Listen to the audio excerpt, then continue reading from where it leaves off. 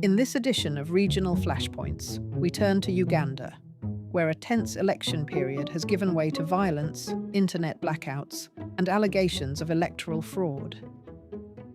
On January 15th, Ugandans voted in general elections. While polling began peacefully, overnight violence and police crackdowns followed. Protests have erupted in several locations, and opposition leader Bobi Wine has called on supporters to reject the results, accusing the government of widespread vote rigging. To break down the key developments and what might follow, here's our intelligence analyst, Joshua George.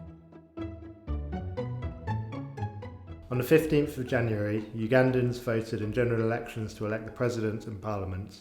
Polling was initially peaceful, but violence erupted overnight in multiple areas near Kampala. In Butambala, around 55 kilometres southwest of the capital, National Unity Platform MP Kivumbi claimed security forces raided his home and shot 7 supporters after they gathered there following the closing of the voting. Police disputed the account, alleging that NUP goons were planning to attack polling police stations.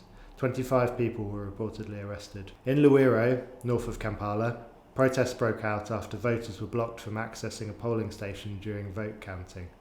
Security forces used tear gas and live ammunition, killing at least 3 people and arresting 34.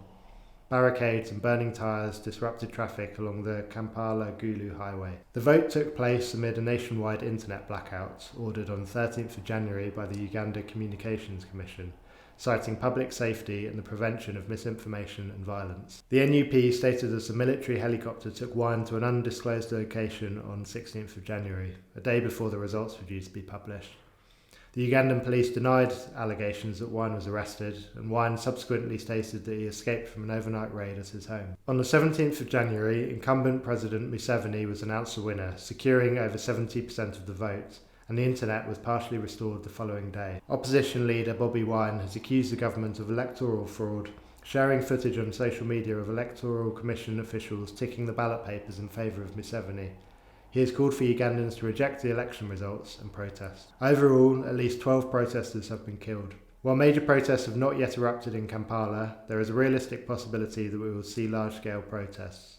Security forces will highly likely respond with severe crackdowns, including live ammunition, crowd dispersal measures such as tear gas and mortar cannon, and mass arrests. That was Joshua George with an update on Uganda's election aftermath and the potential for further unrest. These updates form part of our Global Intelligence subscription, which includes weekly reports, in-depth briefings, and live Q&A sessions with our experts. To learn more, visit solaceglobal.com. Thank you for listening.